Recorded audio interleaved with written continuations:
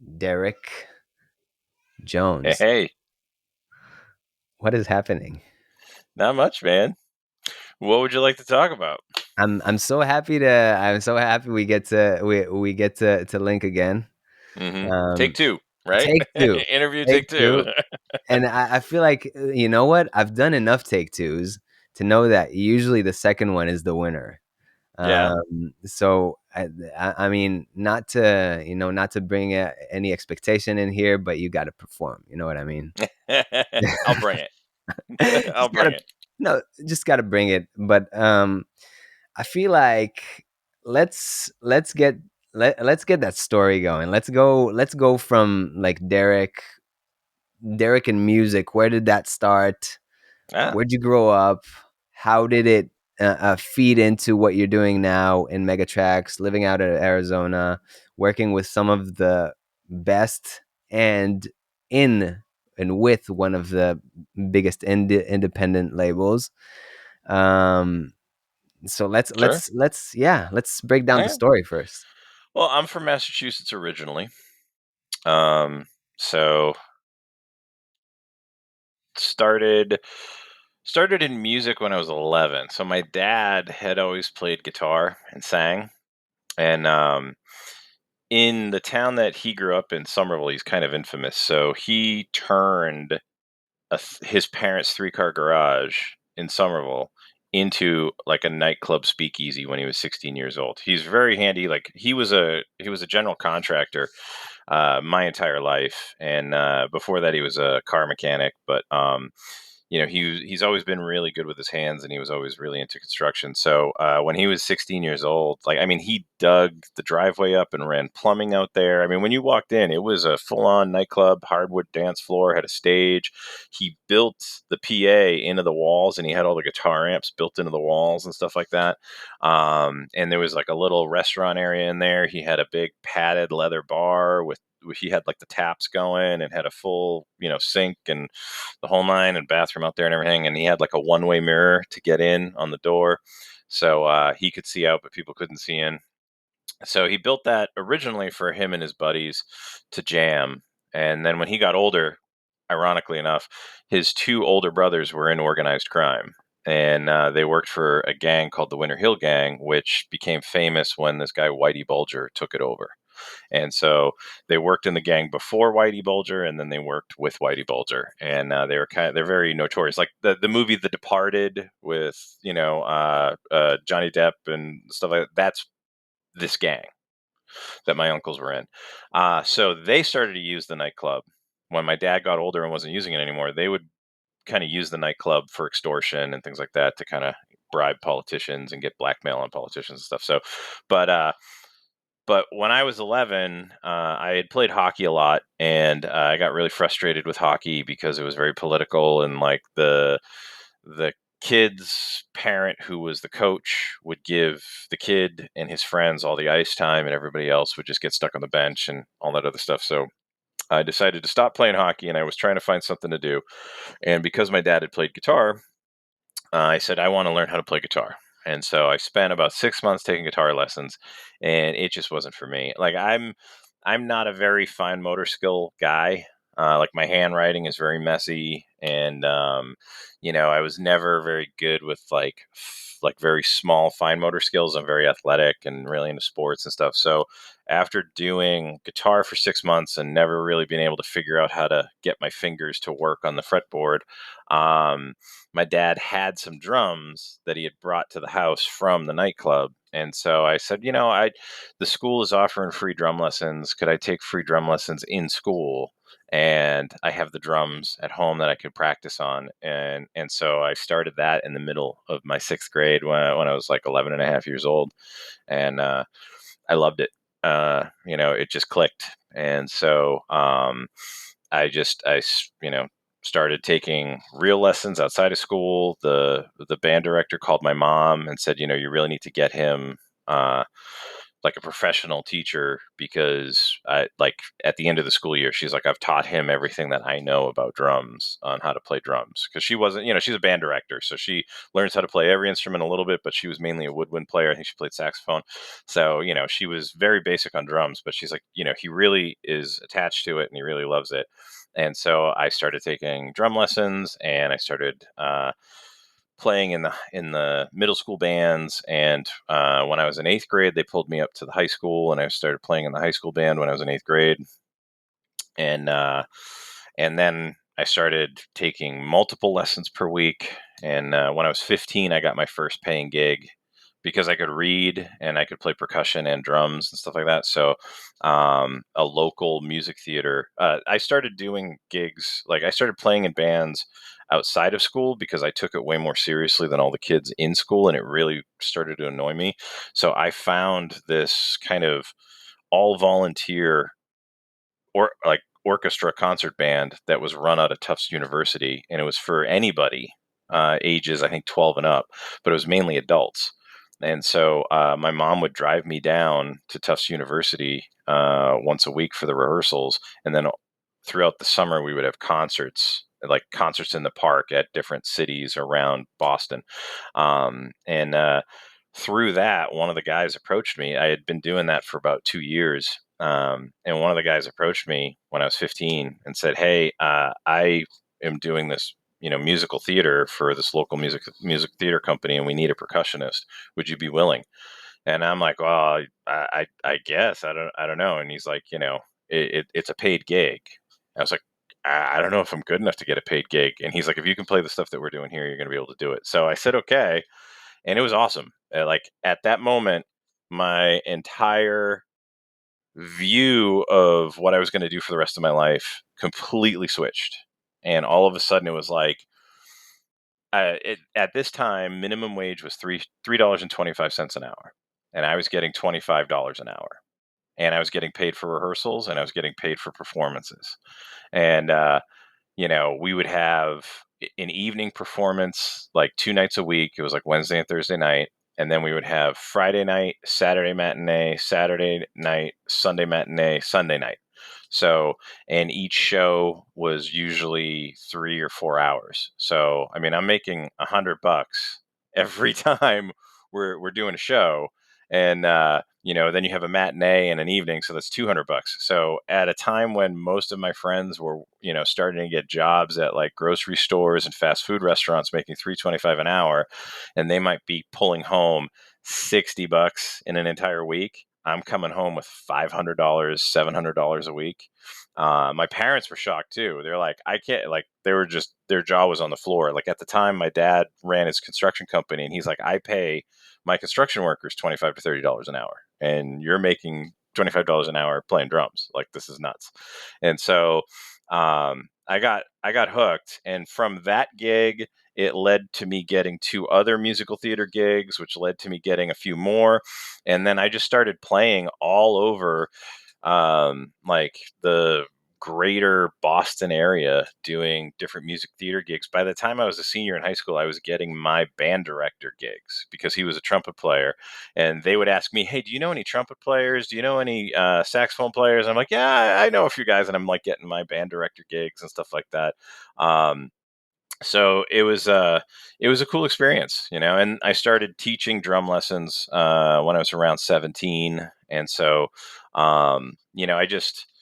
I hyper focused on it and I deep dove on it, and I really got into it. By the time I was a senior in high school, I was having 3 drum lessons a week, 2 of which were in Boston. So I would take the subway from way out, like all the way at the end of the subway lines. And I mean, you kind of know from being in New York what that's like, but Massachusetts and Boston is kind of the same thing. So it was like an hour and a half subway ride into Boston, and as a senior in high school, and I was taking an orchestral percussion lesson with one of the guys from the Boston Symphony Orchestra, and then I was taking a drum set lesson with one of the drum set teachers at Berkeley, and then I had my own private instructor. In the town that I grew up in, so it was really cool just to have all those experiences. And being the drummer, I always had to record the demos. right? Like the singer shows up, he's got one microphone to record his vocals. You know, my buddy playing guitar, he's got one microphone to record his guitar. Playing the drums, I have to figure out how to record my drums and make it sound good. So, starting around like 16 years old, me and my friends in a garage band, we were trying to record demos so we could play local, bars and clubs and stuff like that. And our high school was phenomenal. Our high school had an acoustically built band room. And this is kind of what got me into sound engineering and sound. Um, so the band room was huge. It was the size of a gymnasium. So the way they built the school back in the late 60s is they basically built two gymnasiums, one on each side. And on one side, it was the gymnasium with the locker rooms and the whole gymnasium and the whole nine. On the other side, they turned it into a music wing. So our band room was the gymnasium, and then the locker rooms and all that other stuff were our classrooms. We had one or two music classrooms. Then we had three practice rooms, and then we had lockers for our instruments. And I had a locker big enough to fit my entire drum set in it.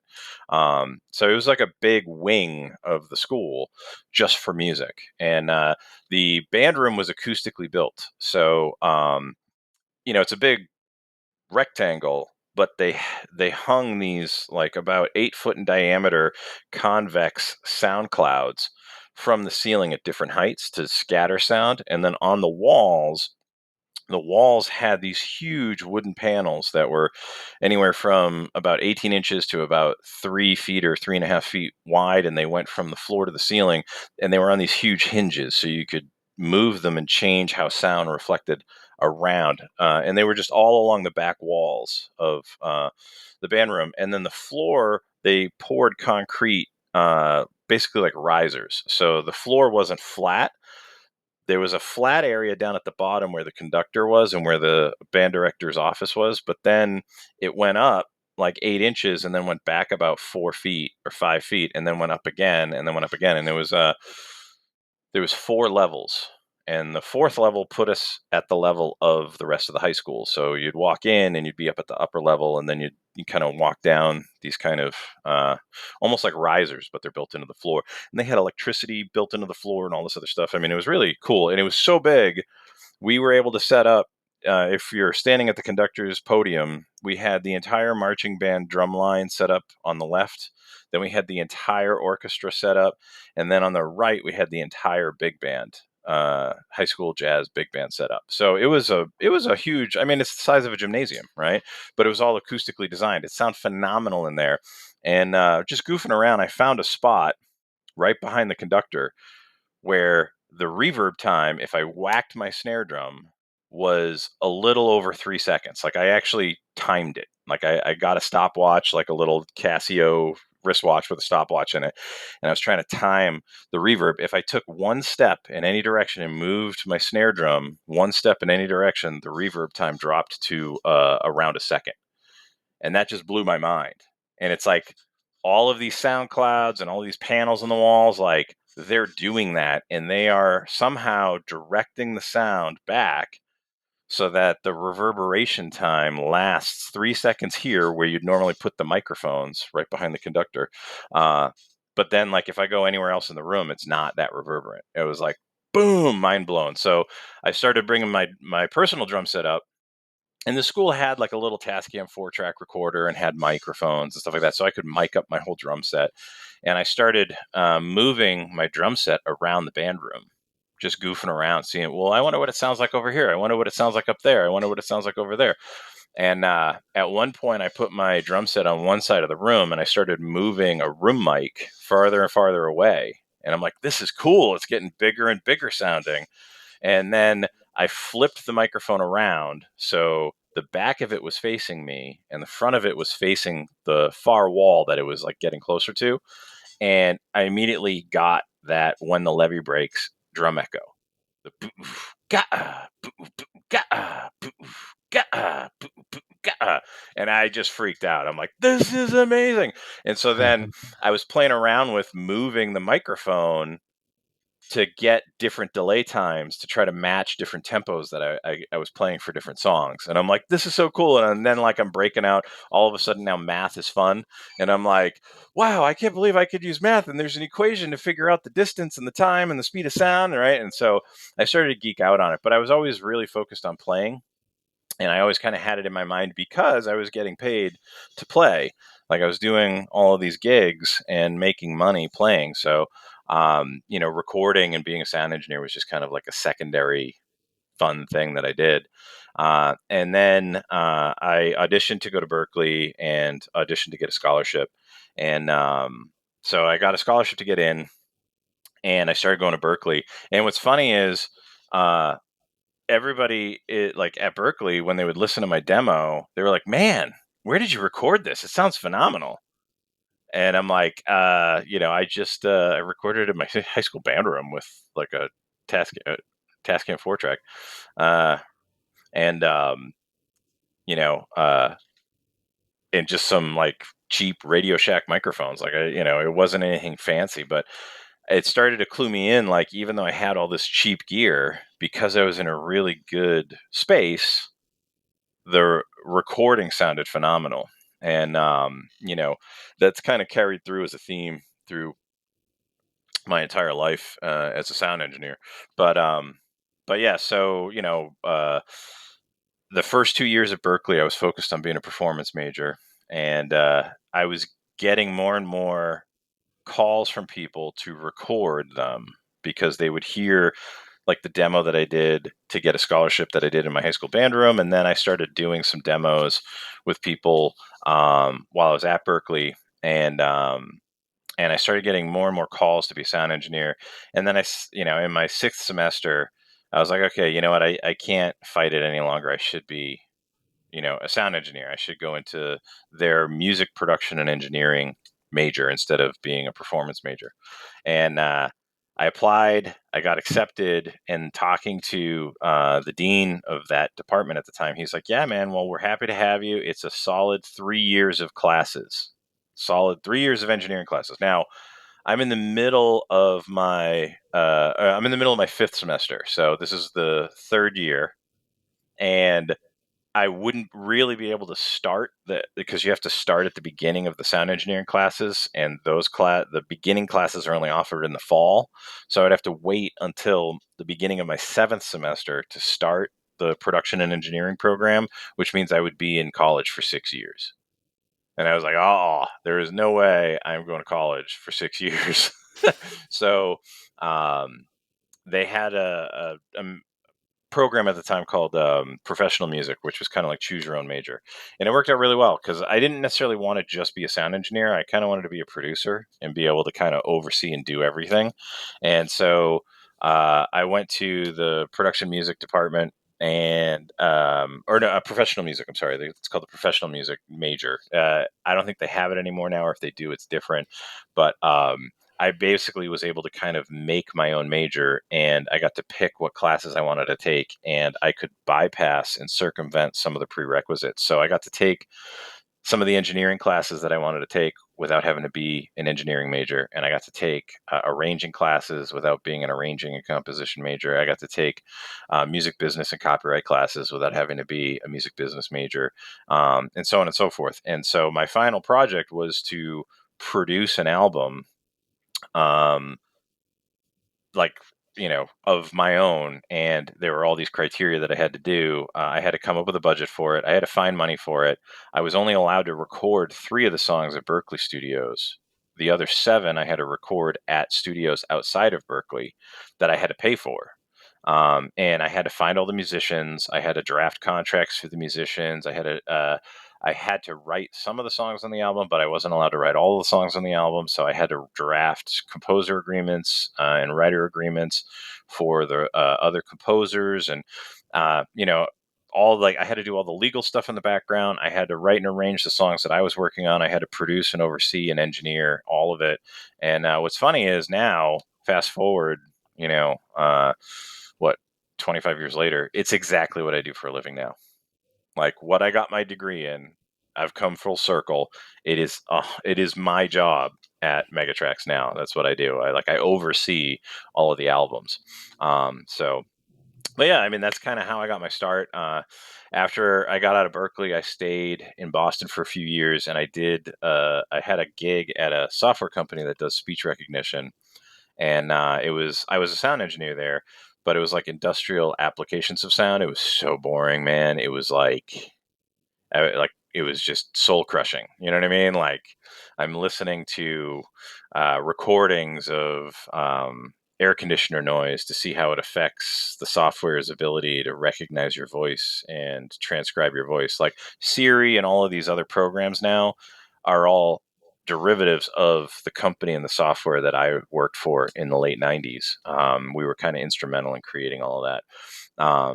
So it's kind of cool. Like I helped speech enable Jaguar and Ford cars. Like I got to do a lot of fun stuff. I helped write the audio specs for Bluetooth 1.0 way back in the day. Me and a few other engineers at the company. So it was kind of an interesting look at what sound engineering is like outside of music, and it just helped solidify my drive to like I have to get out of Boston and I have to get to LA and I have to do music for a career. Like I can't keep doing it on nights and weekends. It was just killing me. And I was in a band at the time, and I used to work my day job from 9 to 6, and then I would hop in the car on a Tuesday or Wednesday night, and I would had my drums in the car, and I would start driving to New York City, and we would have a gig at like the 19th hole or some of those like smaller bar clubs in New York at like 11 o'clock or midnight. So I would get there, I would pull up, double park, unload my drums, find some place to park, set up my drums, play a gig in New York City on a Wednesday night. Would be done by like 1 in the morning. And then I would pack up all my drums and I would drive back to Boston, and I would get home at around like, 6 or 7 in the morning. And then I would wake up like an hour later and be back at my job at like 9 o'clock in the morning. It was rough. So, um, but I mean, that's what we do, right? So it sucked having a day job, but you got to do it for a while. Having that day job though, I paid off all my student loans before they came out of the grace period. It was really awesome. There were some benefits to having it, and it helped pay for me to move to LA. So if I hadn't worked that job, I wouldn't have been able to move to LA. So it was good. But yeah, so when was it? Like December 18th, 2000, I moved to Los Angeles. I quit my job and packed up all my stuff and moved to LA. And I was in LA ever since. I just moved to Arizona last year, but started working teaching, and I was teaching at a youth center in South Central LA, teaching music, and then after about 6 months, I applied. I was applying at different studios to get like assistant engineering jobs, and one of the two owners of Megatrax is a Berkeley grad, and so they posted on the Berkeley alumni page that this studio was looking for an assistant engineer. So I saw it and I applied, and I got the gig, and that was May of 2001, and it is now November of 2024, and I still work there.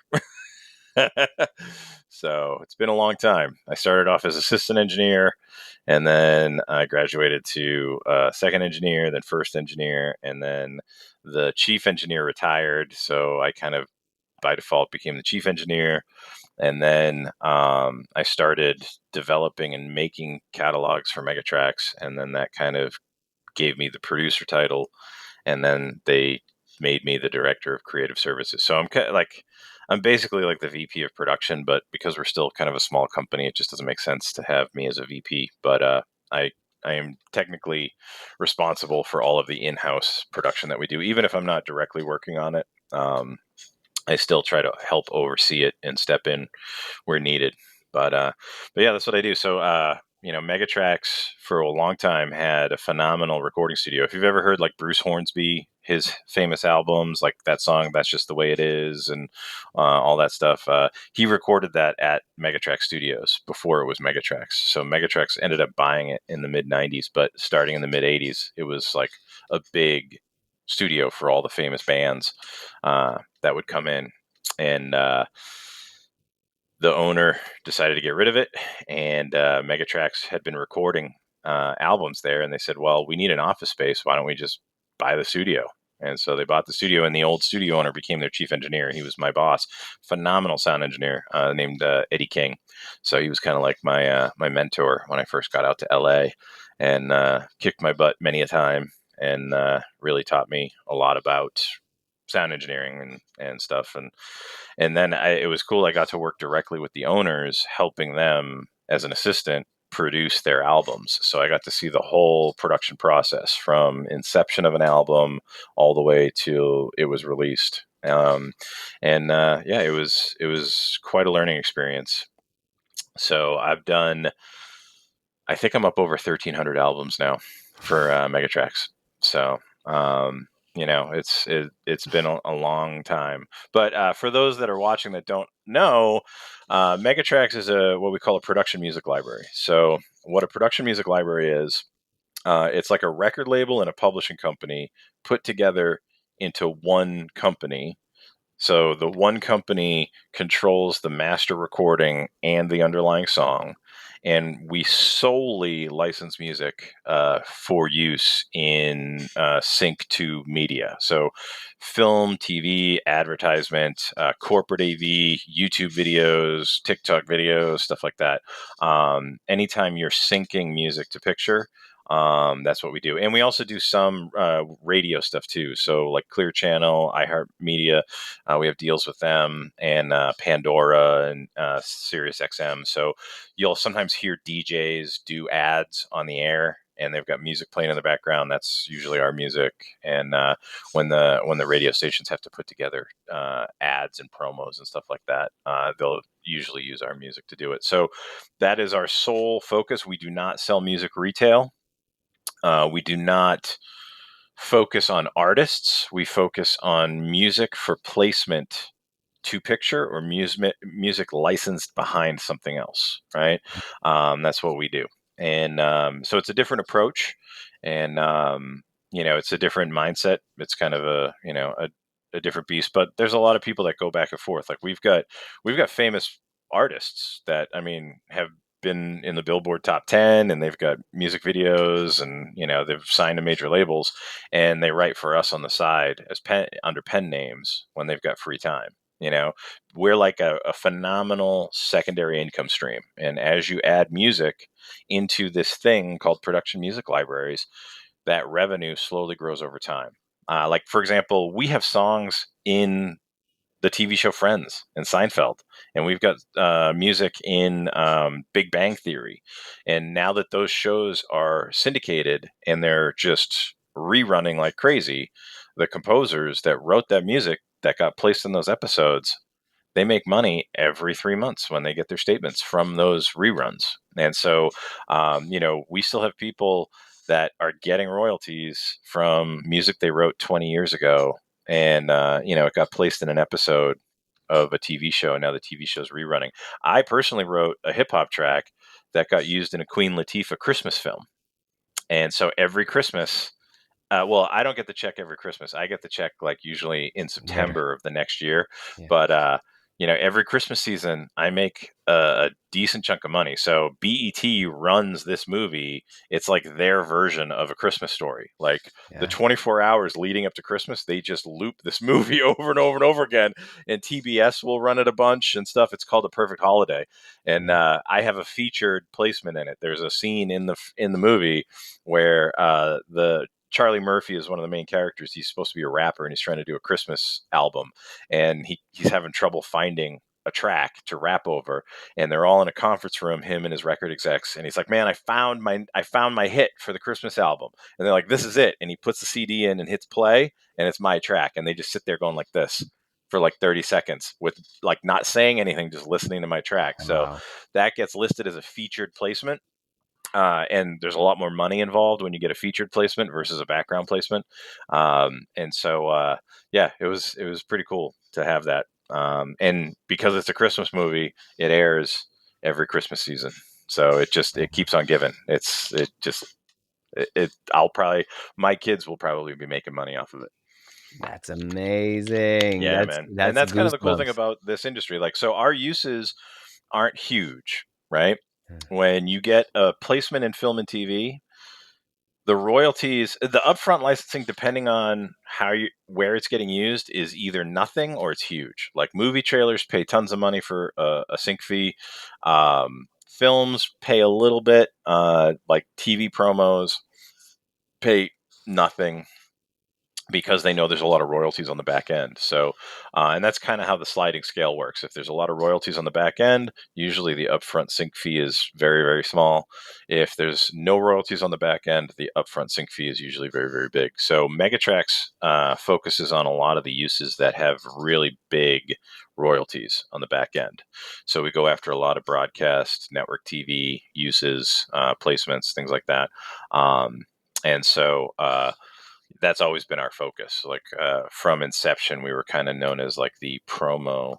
And for those that don't know what a promo is a TV commercial for an upcoming TV episode. So like when you see next Thursday on this TV show, so and so gets in trouble, blah blah. Right? That's they call it a promo. They classify it different than an ad, even though it technically is an ad for an upcoming TV show.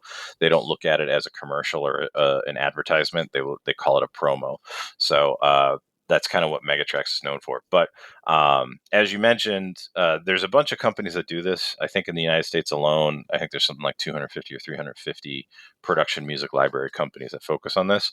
Um, there's kind of three or four big ones: Universal, Sony, Anthem, and APM.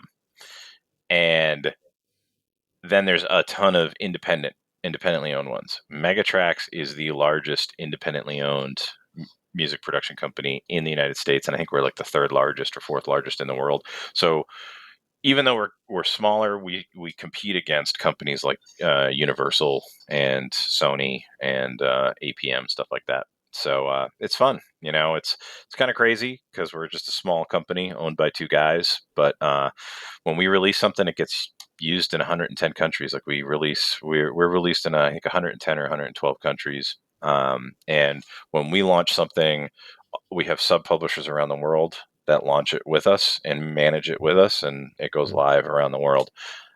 So it's kind of a fun thing. Like I was in France one time, and I'm sitting there singing along to a TV commercial that's in French, and I'm like, why do I know this? Oh, I mixed this. You know what I mean? Like, oh yeah, like That's this is a hilarious. Megatrax track. That's hilarious. Yeah. So it's fun. It's cool to see your music on TV getting used over and over and over again. And it's just going to turn into money, which is fun. But again, like I said, it's not, and for the people watching this, it's not huge money. Each individual airing is small, right? It can be anywhere from a couple of cents to a couple of bucks to maybe $20 at most. But you get dozens or hundreds or thousands of airings every day, as you start to put music out there. And so it tends to be kind of a numbers game in a way. Usually, if you just do 10 tracks and put it in a music library and then sit there and wait, you're never going to see a ton of money from it. Right. But if you're the type of person that's constantly making music and you're constantly creating tracks, like the beat maker guys that make beats for, top liners to come and put a top line on, those guys can make a ton of money in production music. Like you might make 20 beats and you might have 5 of them placed with artists. The other 15 you never end up doing anything with. So then you can turn around and you can start shopping them to the production music libraries and say, hey, I've got these 15 tracks of this style. And, if you're interested, they're available. And, you can basically buy the publishing and represent them. So, or buy the masters and represent them. So, you know, there's a, it becomes a secondary revenue stream. And it's not, like, what I like to say is it's not this huge spike like it is when you write for artists. Like I have friends that write like big songs, you know what I mean, and they get in the top 10 and they'll make a couple $100,000 in 1 year over off of a song. But then like a year and a half, 2 years later, the royalties drop off when nobody listens to that song anymore and the radio has kind of overplayed it and nobody wants to hear it anymore.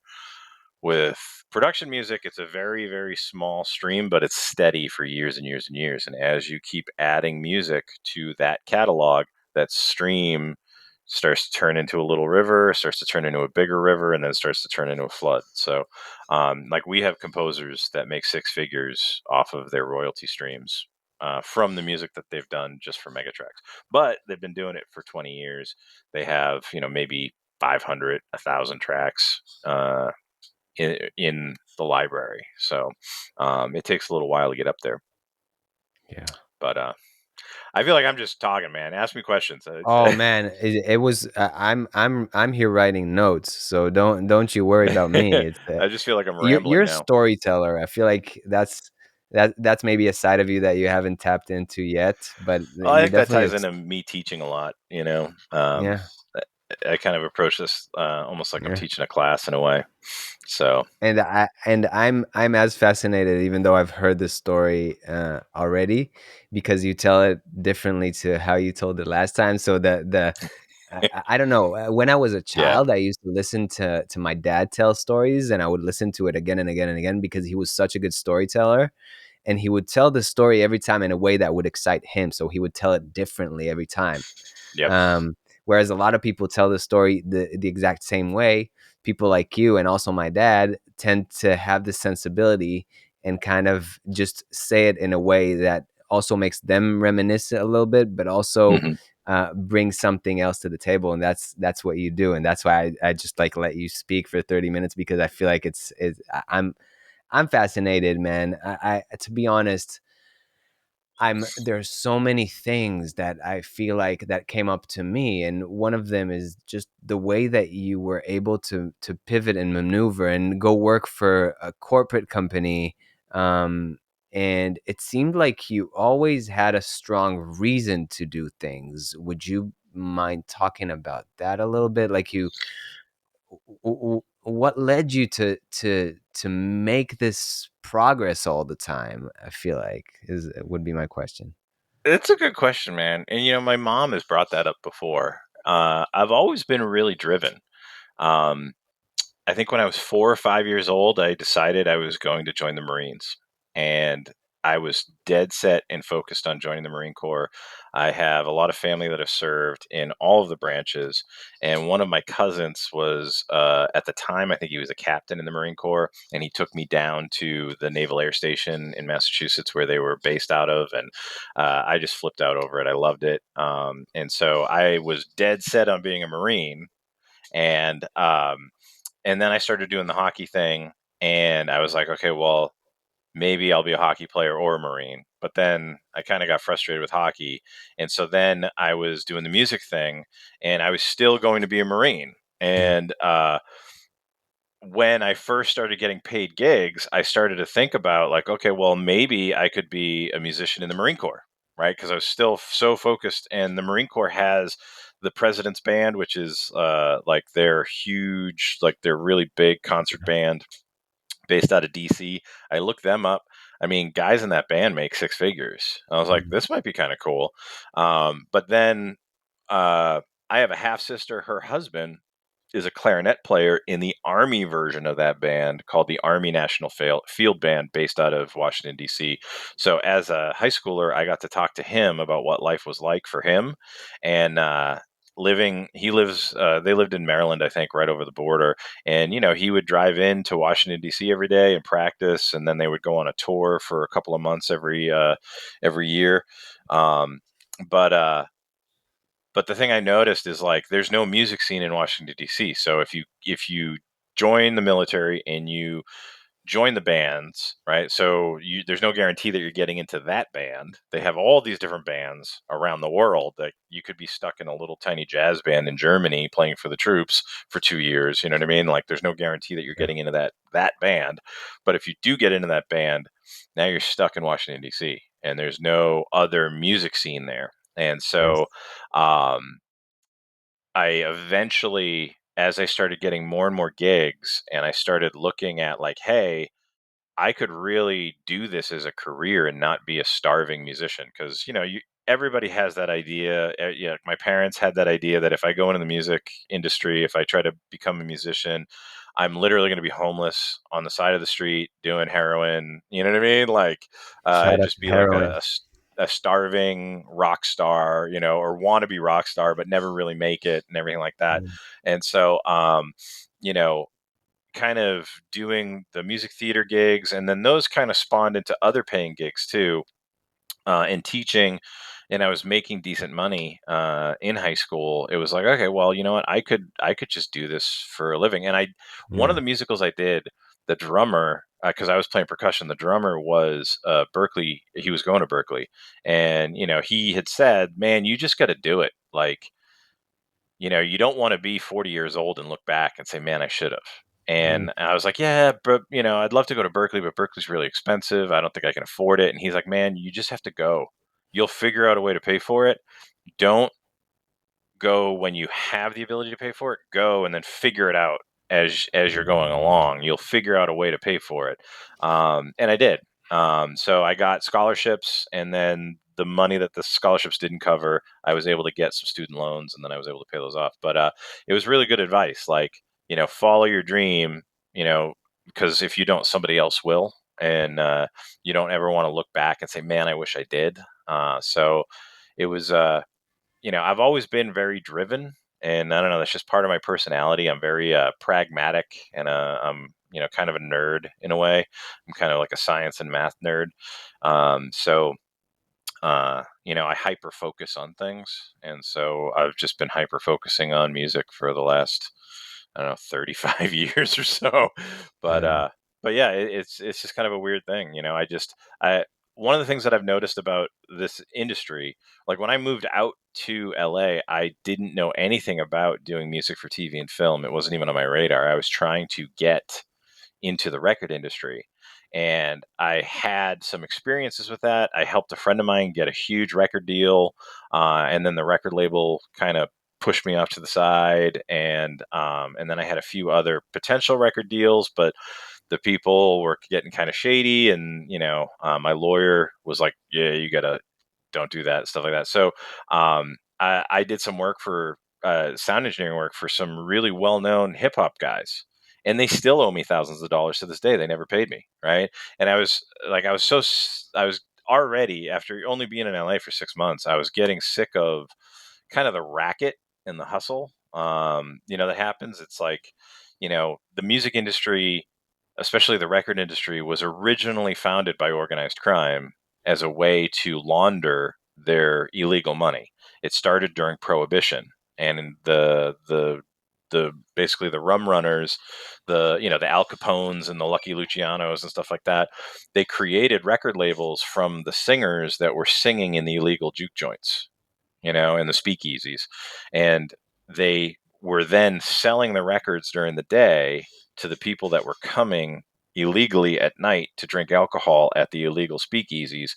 And they noticed that there's no oversight. So they could just say we sold 2,000 records, even if they sold 10. So they were able to then use that to launder money Mm, and take all of the illegal money that they were making from selling record. alcohol, and, Mm, and just make it legal by saying they got it from selling records. So it was a great thing for them. But, that's where the music industry started from. And in a lot of ways, it's still, even though it's more corporate and there's way more money involved, there's still a hint of that in a lot of the music industry, where it mm, almost feels like it's organized crime in a way. You know what I mean? Like wow. it's who you know, and people put their name on things when they shouldn't, and people get credit for things when they shouldn't, and people help their friends, and it makes sense in a lot of ways. Like I tell this to people. Um, I tell this to a lot of kids in school and a lot of younger guys. I'll go to an event like the PMC, for example, and somebody will walk up to me and say, "Hey, man, I'm a composer, and I really want to write for Megatrax. Here's my business card. I'm great. Give me work, give me work, give me work." And it's like, okay, cool. But I have a guy that I've been friends with since college, right? We went to Berkeley together. I actually have a friend that writes for Megatrax who I went to high school with. He was in the garage band that I started, where we started recording. He now writes music for video games. So, but like, I have buddies and like they hang out with me on the weekend. We barbecue. Like when I move, they show up and they're helping me move and everything. And when they need help, I'm there to help them. So when I have an opportunity to hire somebody, you know, I'm going to hire the best person. But when I've got four people that are all really good, and one of them is the dude that just helped me move twice, and I've been friends with for 15 years. Another guy I don't know from a hole in the wall. I just have his business card from an event. Like, which one am I going to hire? Which one are you going to hire? You're obviously, and that's why they say it's who you know, right? What I like to say is it's what you know until it's who you know. So, like, you have to be phenomenal. And then out of the phenomenal people, the person that has the most friends usually ends up with the most work. And that's comes from, in a lot of ways, the kind of organized crime roots. You know what I mean? It's like a family, it's like a mafia. You know what I mean? Like we all stick together. And you'll notice that people stick together. Like you have in the hip hop in the 90s, like you had like the whole West Coast versus East Coast thing, and like they all stuck together. And in rock music, you'll see, certain bands all stick together and, work together, and they, have guest appearances on each other's albums and so on and so forth. So they all kind of help each other out. And so one of the things for younger guys getting in, to keep that in mind. Don't just be like, give me work, give me work, give me work. Try to find something to connect with somebody on a personal level, right? Even if you're not like going to be super good friends with them, just having some way to kind of connect and be personable and have something to talk about other than music that connects you with them um, can really make the difference between somebody like me remembering you and saying, "Oh yeah, let me check out this guy. I think this guy would be good for this album," versus like I'm just literally staring at a business card. You know what I mean? And, like I don't remember who this guy is. I don't even remember when I talked to him. I think I got an email from him, whatever. But I don't even remember what he is, what he does. I listened to it. Yeah, it was good, but I don't have any personal connection with him. So, but anyway, um, that's why tangent police. That's why I kind of started to transition over to film and TV music. So I started working at Megatrax as an assistant engineer, not really knowing what they did. And I was working with a bunch of guys that worked in, um, the record industry. And they would come over and kind of moonlight on the film and TV side. But they were working on big albums and with big artists and stuff. And so I was kind of getting some of that work, but again, it was like, eh. So I just started to focus on film and TV stuff. And working for film and TV, the money is a lot better. It's much more corporate, so you actually get paid on time, relatively speaking. You're not waiting 9 months to a year and a half to 2 years to get paid for a session you did. They're usually very regimented, and most of the companies pay really well and very diligently. So I liked that, and it was fun. One of the things, I get bored with music really easily. So that was one of the things that killed me about being in bands, or even just going to a studio. That's one of the things that really attracted me to going to Megatrax Studios. If you get a gig working at, let's say the Village, right? Or I'm trying to think of another studio in LA. Or maybe Conway or like Music Grinder, one of those studios. Like each studio is kind of known for a specific style of music. And so the majority of the gigs that you're going to do are that one style of music, right? Like if you work at, um, you know, uh, what is it? I can't remember the name of the studio now. Is it Sound Factory in LA? Where Van Halen recorded. I forget the name of the studio, but like Van Halen and Prince recorded there. It's all just kind of pop rock music, right? At that studio. Um, why is the name escaping me now? I love the studio. It's a phenomenal studio too, and I can't remember the name is escaping me. It's right. It's on Sunset. Anyway, I could picture it in my head. yeah. I think Sunset Sound. That's what it's called. Sunset Sound and the Sound Factory are owned by the same company, but yeah, it's Sunset Sound. So like if you got a gig working at Sunset Sound, you're mainly going to be doing rock bands, right? If you got a gig, it's no longer there, but there was a studio called Music Grinder. It was all hip hop, right? So if you got a gig there as an assistant engineer or a sound engineer there, you were really only going to be doing hip hop. At Megatrax, because we do music for TV and film, one week we're literally setting up and recording 40 string players. The next week we're setting up and recording a 25-piece big band. The next week we're doing like thrash death metal. The week after that we're doing country music, and then we're doing a jazz quartet, and then we're doing bossa nova and Brazilian samba, and so it was just like every day is something new, and it keeps it interesting so you don't get bored.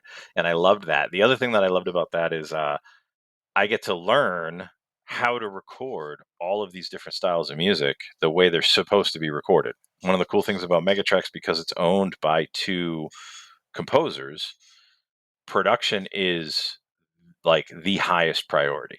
So, like, we did a cool jazz album, right? And so they wanted it to sound authentic. And so I sat down. I got photos of Miles Davis at Capitol Studios recording The Birth of Cool. And I got some photos of him recording Kind of Blue, and, a couple of the other artists like Cannibal Adderley and stuff like that, that kind of started the whole cool jazz movement. And I'm looking at the photos. I'm making notes of the microphones they're using, how they're placing the microphones, right? How the instruments are set up in the room in relation to each other and stuff. And then I said, well, if you really want to make the sound authentic, like, I'm going to need to call a rental company and rent like old vintage microphones. And the owners were like, okay, do it. And so I got to call the rental company. I said, I need M49s, Telefunken 251s, U47s, but none of them can be manufactured after 1955. And they're like, done. And then, we found musicians. Like, I'm not allowed to mention their names because they're union, but we found top call, A-list musicians that are known for these styles and have some of the vintage instruments like upright bass, drums, stuff like that.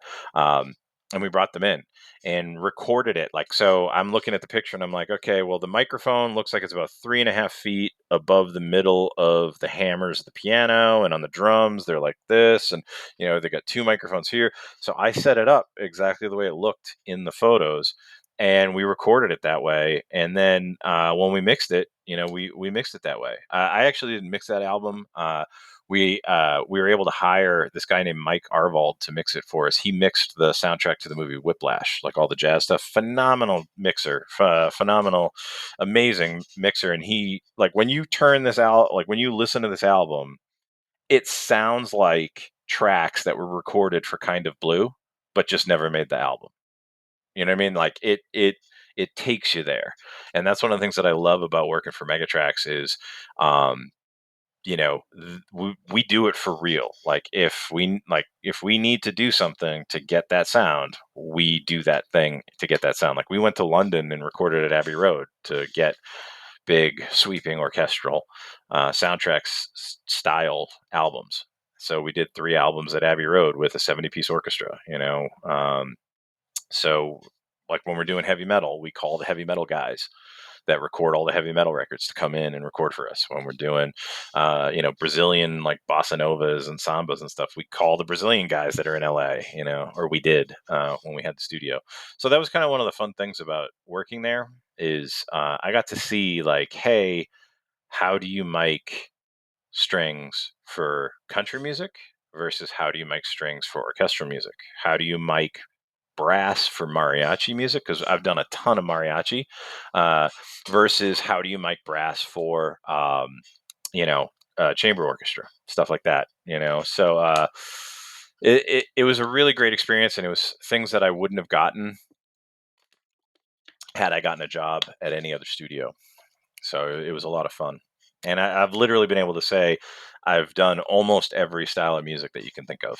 And people will always say, "Oh, well, I do all styles of music," and it's like, nah, man. Like, I mean, I've done everything from Tahitian log drumming to Portuguese fado to thrash death metal to Frank Sinatra style, crooner big band. And I've done orchestral music at Abbey Road, film score type music. I mean, everything. So, that's kind of the cool thing about working at Megatrax. How do you think else, like, I mean, what are the benefits of staying independent for a label these days? Because so many labels seem to gravitate towards being under an umbrella of some Mhm. sort of a big label like a Universal or BMG or APM. What do you feel like are the main um, strengths of having an independently owned label these days?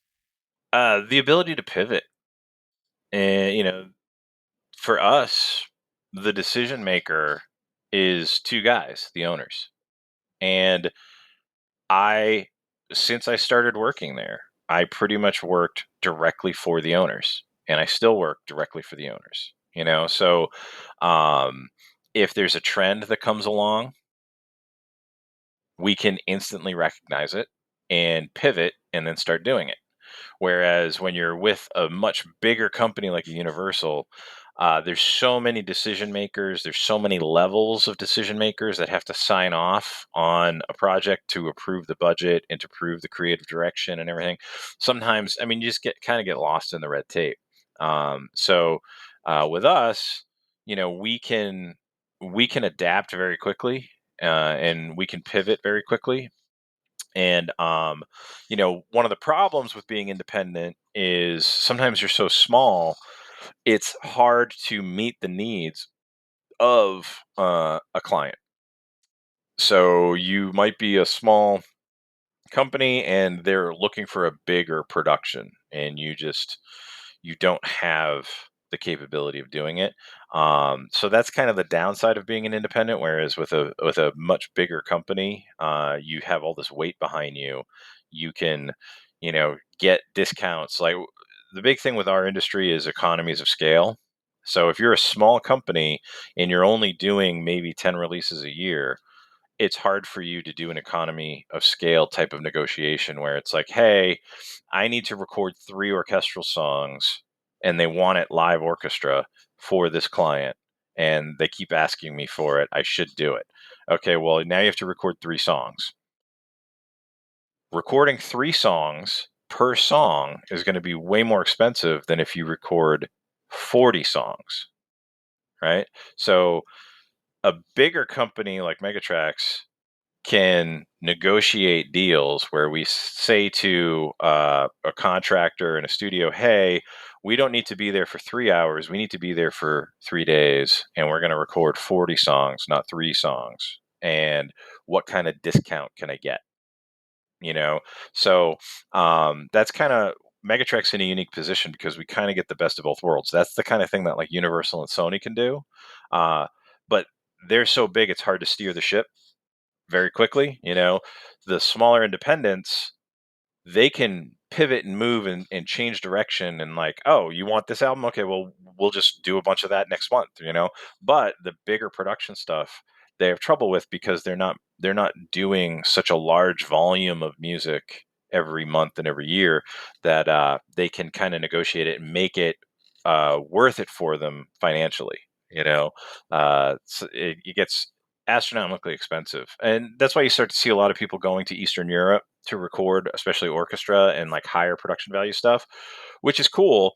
But then it limits what you can write, because the orchestras out there can't play everything. So you kind of have to then have the composers write for the orchestra. And I've seen that personally. On the side, so I work for Megatrax, but I also do a lot of freelance stuff. So I'm a freelance score mixer. I'm a freelance re-recording mixer. I'm a freelance sound engineer for albums, for records and stuff like that. Usually indie artists. Well, I mixed a score for a film, like a big budget film that was in the theaters, and I wouldn't say big budget, but it was a film that was big enough to make it to the theaters. The production company, I'm not going to say their name, but they've done a lot of big movies. If I said their name, you'd be like, oh my God, I know that company. This was not their biggest budget, but it wasn't their smallest budget film. It was kind of like on the middle. But they spent so much money producing the film that they didn't have a ton of money for the music. So instead of going to like, Sony Studios in LA or going to Abbey Road or Air Lyndhurst, they decided to go to I won't say the name, but they went to Europe. a place in Europe uh, that's known for being very, very affordable. And so they recorded, I think it was like an 80 or 100 piece orchestra, and recorded the score. And the room sounds good.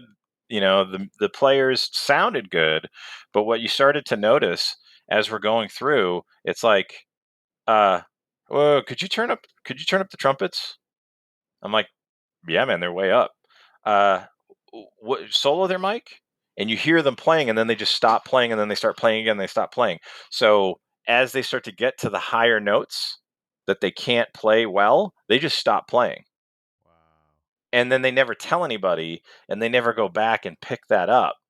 So we've got it makes it really difficult for me as a mixer because now we have to take MIDI notes from a sample library Shit. for just the high notes.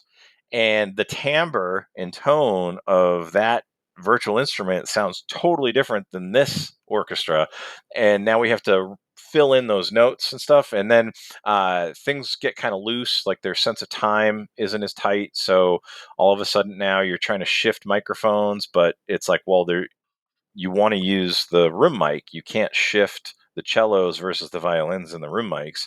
So then you have to turn off the room mics, and now the violins sound like fiddles. You know what I mean? And now it's like you're trying to use digital reverb to make it sound like it's in a room again and not so close mic'd, and it starts to kind of become a huge pain in the butt. So you know, you'll see guys going to Europe and Eastern Europe to record some of these things, but the production value isn't there. So in order to be able to get a decent sounding recording, now the composer has to write simpler stuff and kind of stay within a narrower left and right margin of writing, to get stuff that the players can play that sound decent. So then you get these kind of more basic stuff. Like if you're just doing like real big sweeping slow stuff, it sounds great. But if you're doing like really fast action sequences and stuff like that, it's like it's like forget it. Like it's going to be guys are going to be stopping and starting and missing notes and stuff like that. It gets crazy. So but that's one of the reasons why we decided to go to Abbey Road. Recording at Abbey Road was phenomenal. The composer got to pick and choose all of the session musicians that he wanted. So the composer has done orchestration for all of these huge films like Avengers and Hunger Games and all these other big films, and he's recorded at Abbey Road a lot with a lot of the guys who've worked on a lot of these films, and so he got to handpick. He knew, like, before he wrote a note of music, he knew who the first trumpet player was, who the second trumpet player was, who the trombone players were. He knew who not everybody in the string section, but he knew most of the people in the string section, and so he could write really difficult, complex music, and they recorded everything in one take. It was amazing to watch. No mistakes ever. And the room sounds so good. I felt like I was cheating. When I mixed those albums, I literally just pushed up the main room mics. There's a Deca tree over the conductor, and then there's two mics off to the side. I just pushed those up, and I was like, I'm done. That's it. Right? I have 50 mics, right? Because we close mic everything, and we have all these other mics. And I'm like, dude, that's it. That's the sound. The only thing I ended up doing, sometimes the woodwinds would get overpowered when the brass would get really loud. So I would ride the woodwind mics up and down, so that they would kind of cut through the brass, because the brass would get so loud in the room mics that you couldn't hear the woodwinds. But that was really it. It felt like I was cheating. I'm like, this is amazing. Like it. So, and when you listen to it, I mean, it sounds like every major motion picture soundtrack. So, but we were able to do that because we were able to negotiate a deal. We did 3 albums instead of just doing a couple of tracks. So that's kind of the benefit of being big. But the benefit of being small is you can pivot. And there's a lot of stuff that small indie labels can do. A lot of songs, a lot of electronic music, a lot of new styles of music, emerging styles of music, underground styles of music, things like that. The bigger companies can tend to be a little gun shy. They don't want to spend a lot of money um, doing something that is risky. They don't know if it's going to get used or not. So that's the benefit of being an indie.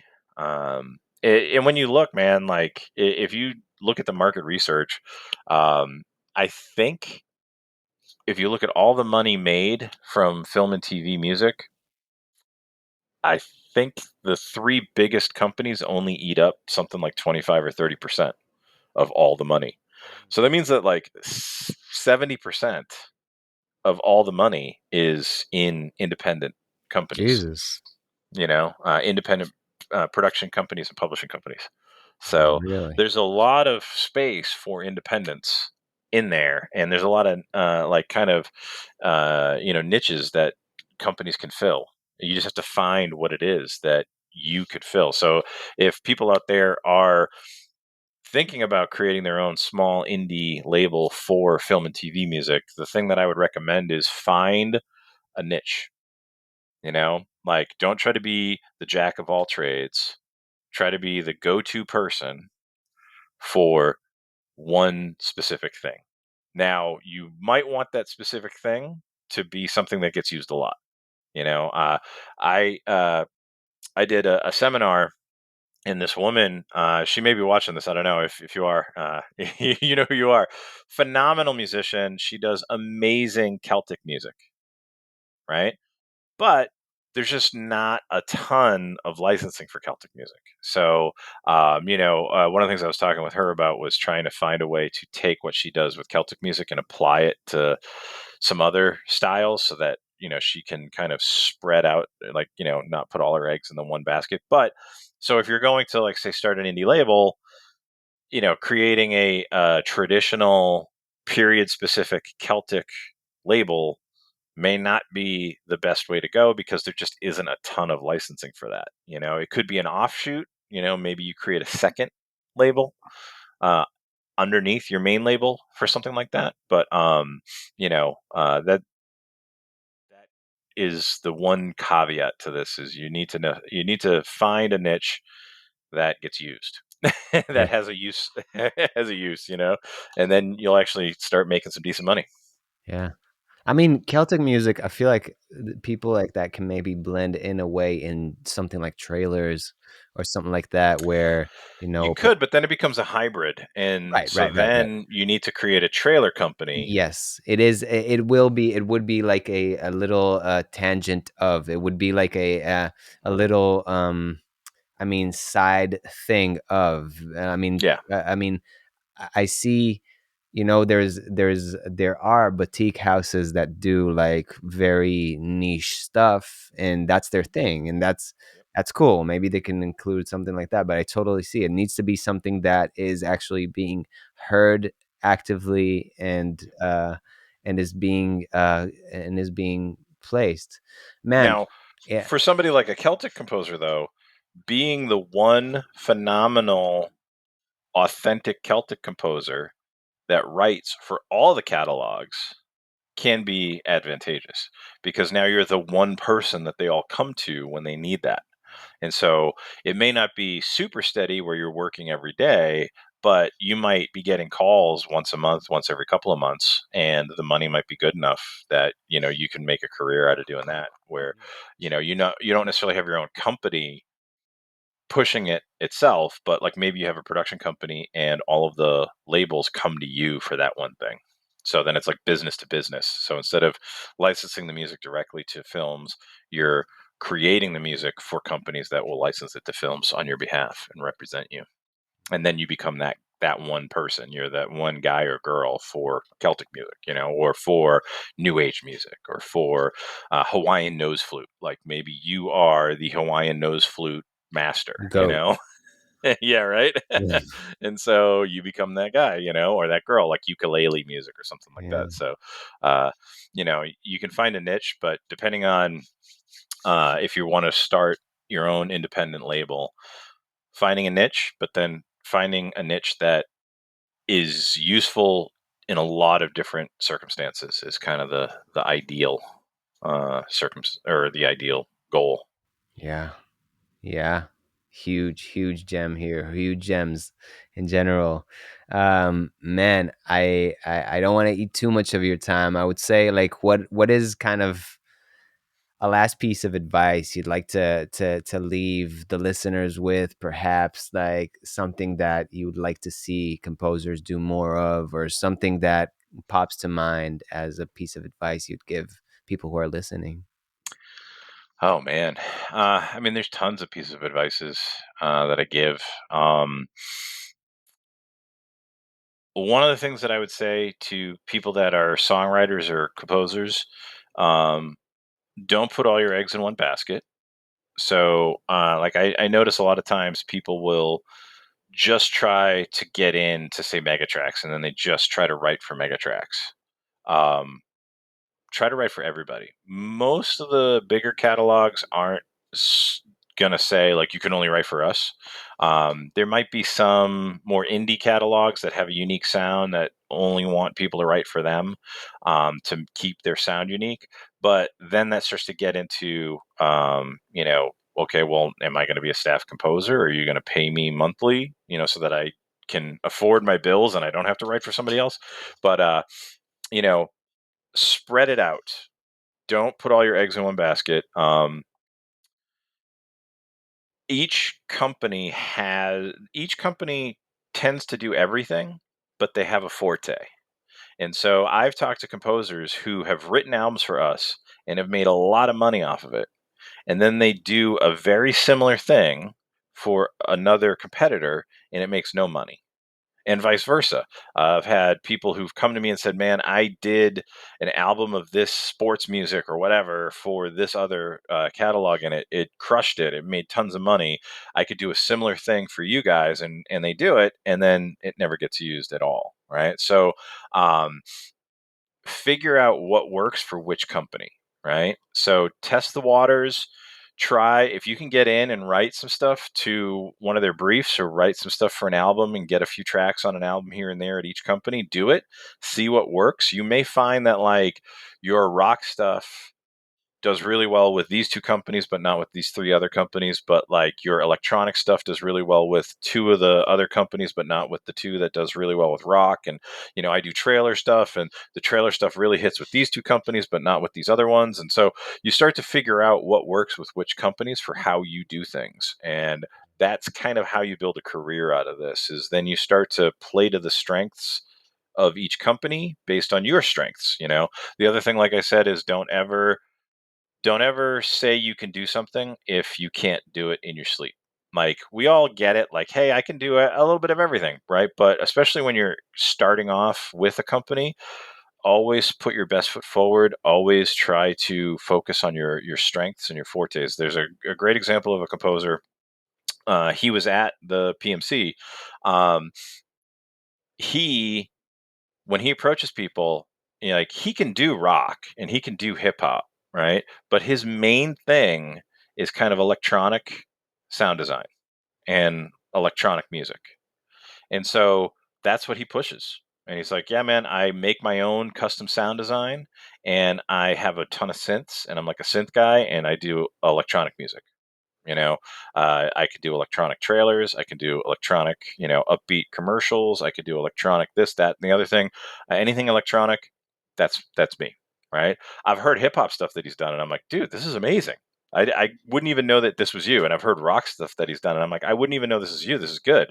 But he starts off with what he's best at and focuses on that, right? So you're always putting your best foot forward. You're never telling somebody, oh, yeah, I could do jazz and you kind of can do jazz, but like you don't know what their idea of good is. And so, like for us, I mean, like when we did the big band album, we literally brought a bunch of the guys that recorded the soundtracks to the Family Guy episodes. You know what I mean? Like we're bringing in the top players and the top writers to do this stuff. Like the guy that wrote for Abbey Road does stuff with James Newton Howard, and does stuff with Danny Elfman, and now all of a sudden you're like, yeah, I could do orchestral music, and it's like, well, do you do orchestral music? Because the guys that we have that do orchestral music, I mean, that's what they do. Or are you kind of like, well, I'm mainly a rock guy, but yeah, I've got some orchestral samples and I can kind of do orchestral music. Like, don't do that. Like, just say I do rock, like that's what I do. I can do all different types of rock. I've got the guitars, I've got the sounds, like that's my thing. And then from there you can branch out, and like after you kind of get established with a company doing that stuff, then, as you're talking to them, they might say, yeah, well, I don't really have anything, but I'm looking to do some, you know, breakbeat. And you're like, oh, well, I could do breakbeat too. Let me send you some stuff and see if you like it. But you've already established that connection and you've already been doing albums for your forte. And now you're kind of slowly branching out from that. And, there was one other point I was going to make about not putting all your eggs in one basket. Oh, songs versus instrumentals, things like that. I was on a panel for I think it was the SCL, the Society of Composers and Lyricists. Great panel, had phenomenal people up there. It was like all these big names from film and TV, music, and music libraries. And one of the people in the audience asked about doing songs with vocals for music licensing. And before I could answer, one of the other guys up on stage, his name is Jeff Rona, phenomenal score composer. He's done a ton of amazing TV shows. He has a library called Liquid Cinema, which is all kind of underscores for TV shows and stuff. It's amazing. It's great. But he said, don't do songs with vocals. It's worthless. Like he jumped in and said, I'll take this. Don't do songs with vocals. It's worthless. Nobody licenses them. We did 100 songs with vocals, produced them all, and not a single one of the vocal versions has gotten licensed. We've gotten the instrumental versions licensed, but not the vocal versions. So don't do vocals. But then I chimed in and I'm like, for us, over 50% of our licensing is vocal songs with vocals. And over 80% of our requests from clients for what they're looking for is more songs with vocals. Right.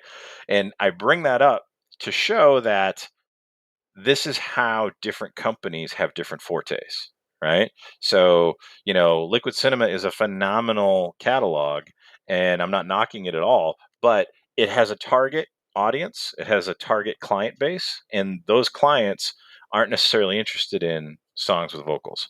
Megatrax has a separate client base that doesn't, I mean, maybe there's a little overlap, but we've got a separate client base, and our client base uses lots of songs with vocals.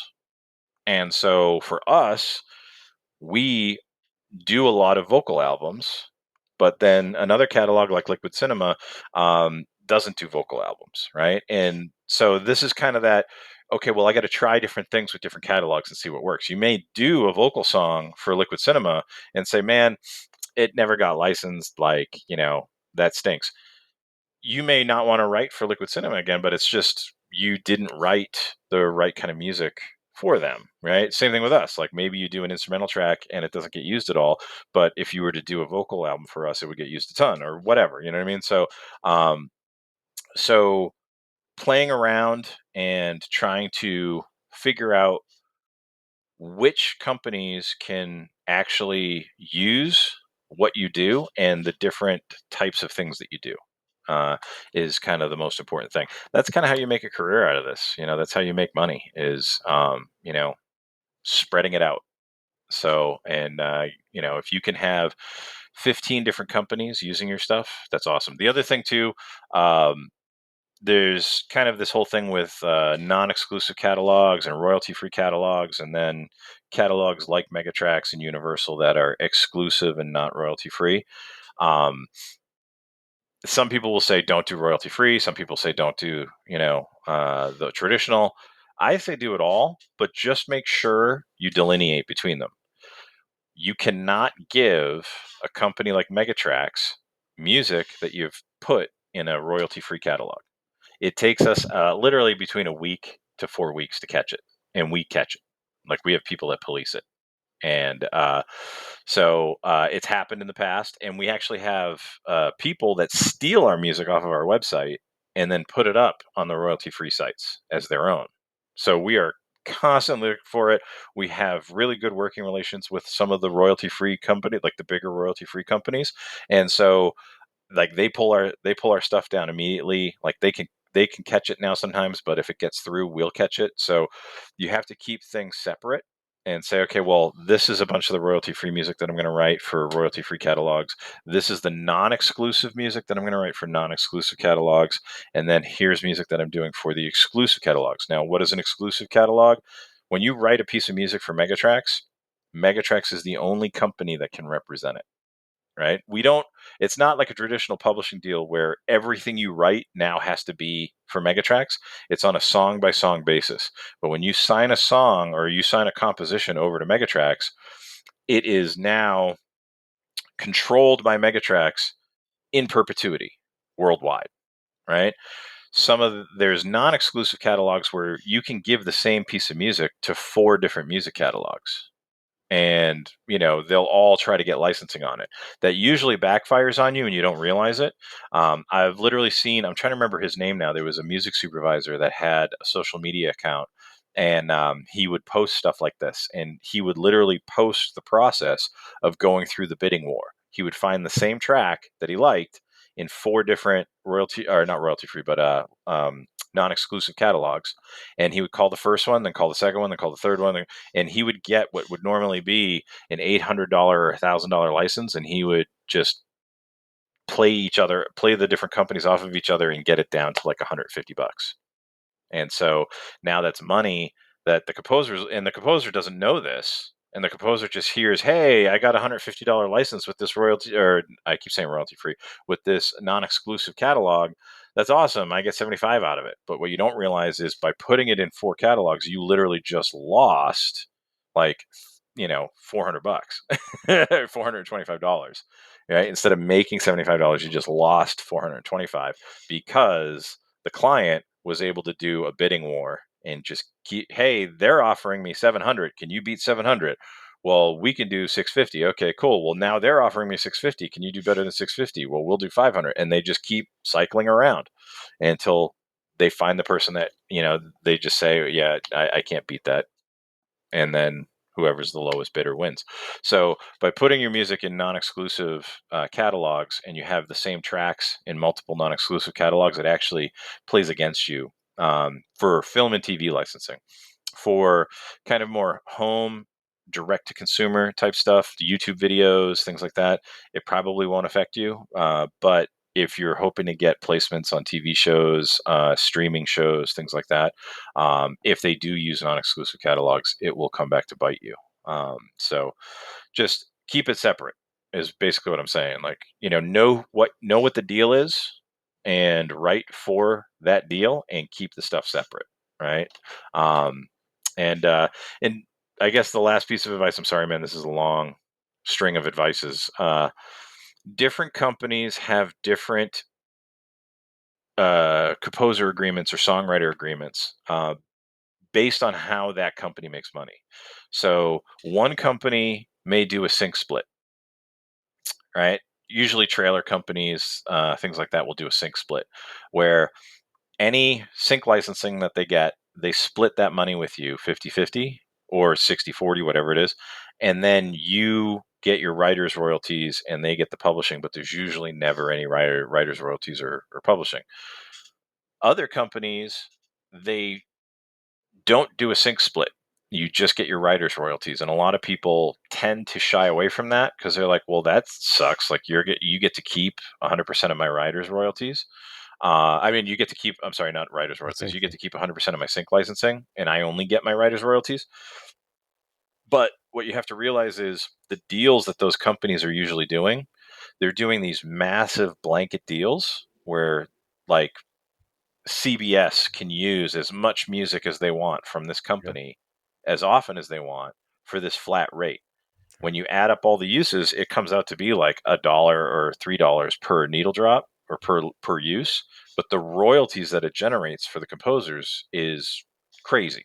So, you know, you end up giving up the front end sync licensing, but you'll make it up on the back end. So don't necessarily write off catalogs or libraries or labels when the deal looks kind of weird, right?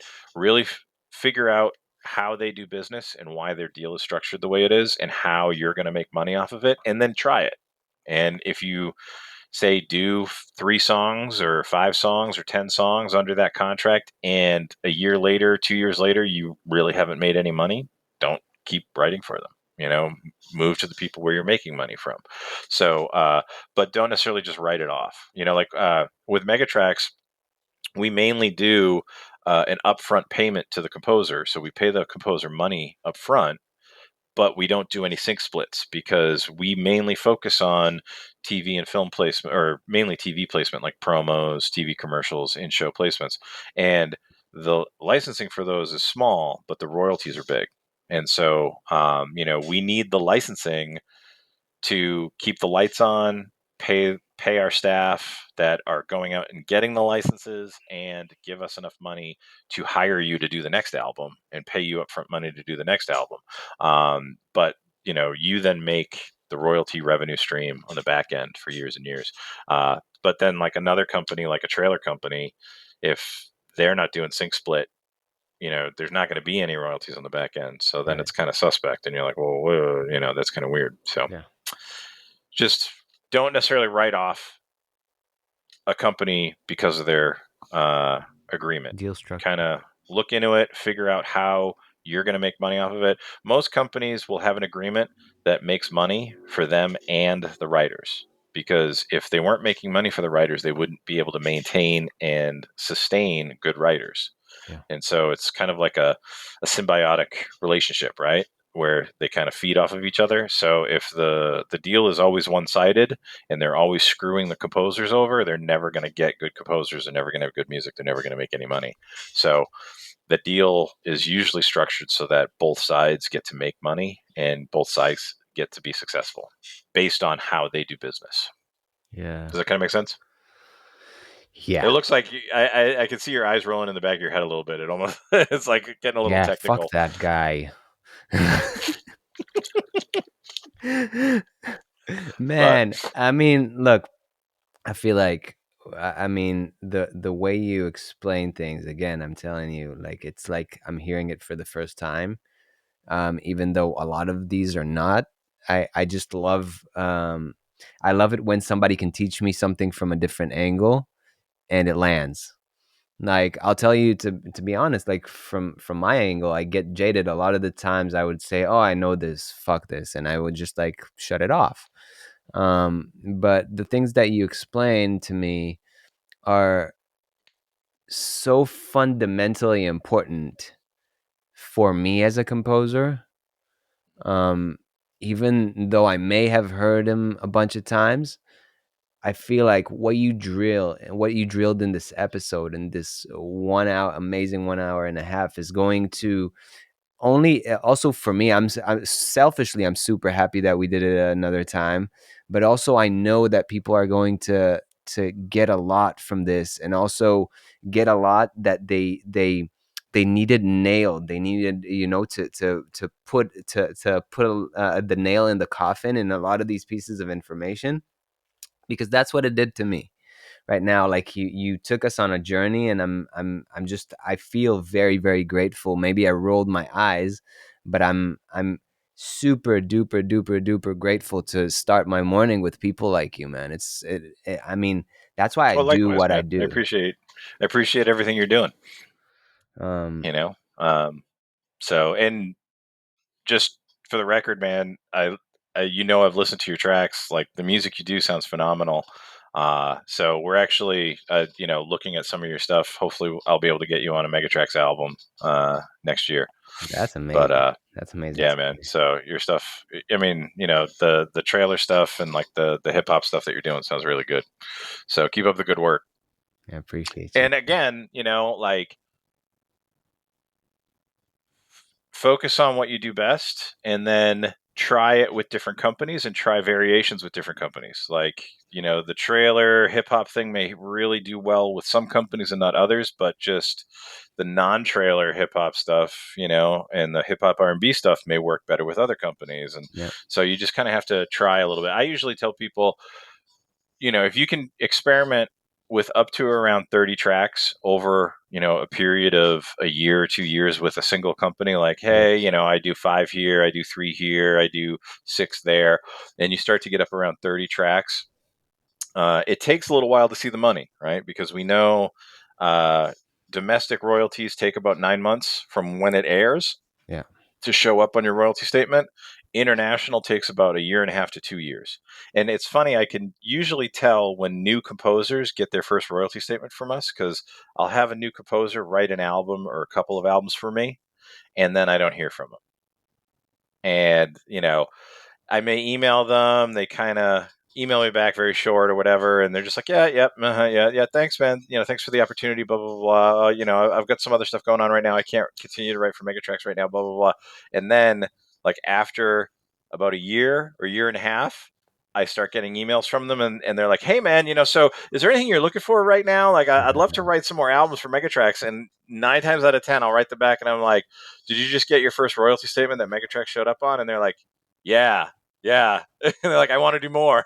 I Yeah. had a friend of mine, or he's now a friend of mine, but a guy I know in the UK was kind of reluctant to write for us because there's no upfront money. There's no sync split. We paid him Okay. upfront, and then Okay. he got his royalties, but we don't do any sync split.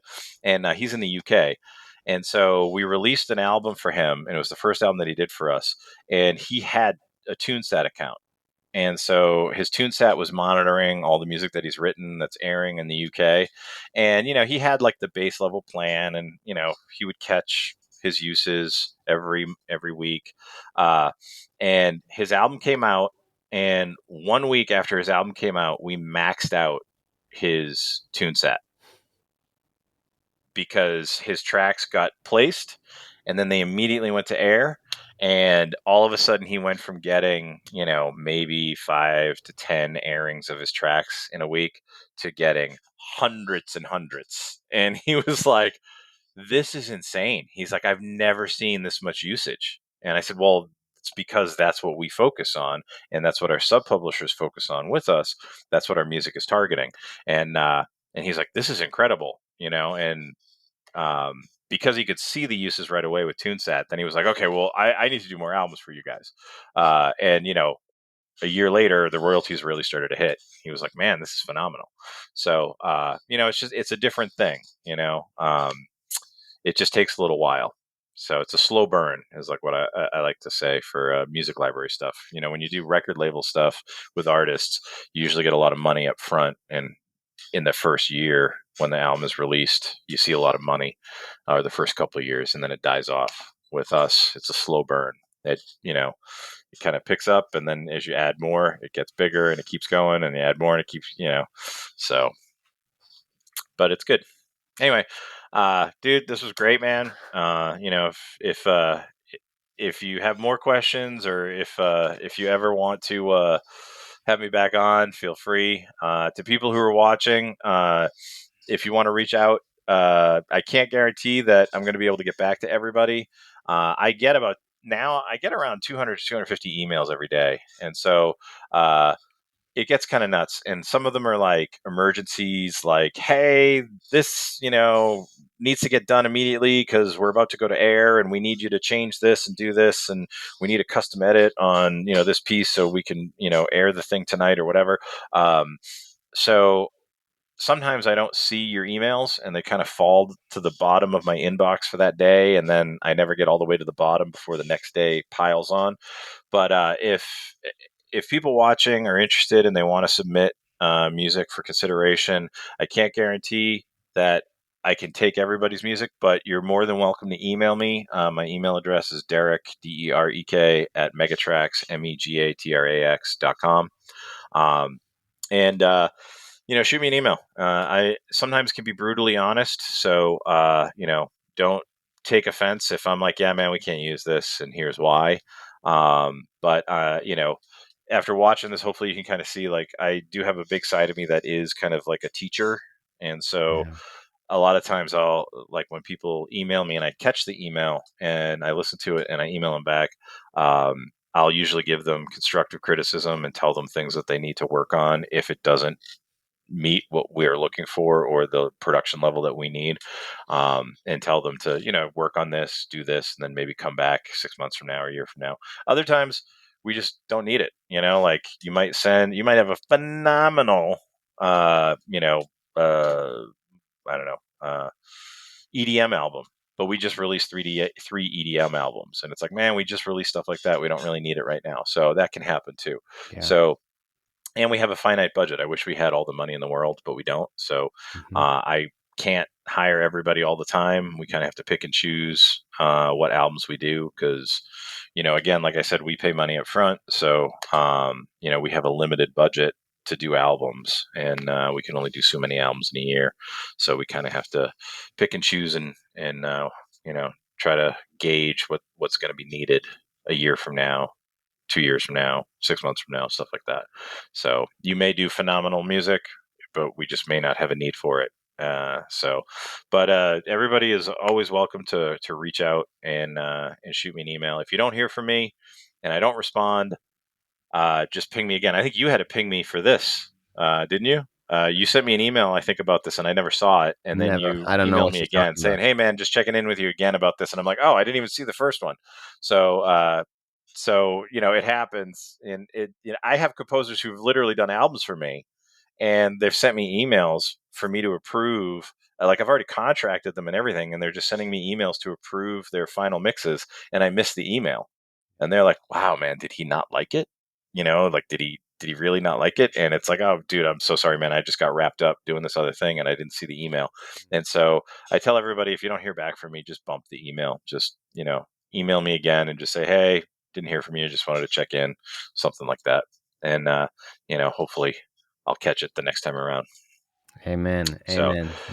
that's one of the downsides of being an independent is we're a small company. We don't have hundreds of employees. There's literally two people in our production department, me and my second engineer, and that's it. And then the two owners. Mm. So we're a very, very small production company. Like I talked to the guys at Universal, and they're like, "Oh yeah, we've got like 20 or 30 people in our production department." I'm like, "I've got two." So, uh, but again, that's why we can pivot so quick, and that's why we can kind of adapt and kind of do new things and change it up because we don't have this massive machine that's Yeah. moving. So, but anyway, Man, awesome, man. thank you so much for coming on. I Thanks for having appreciate me, you bro. from the bottom of my heart.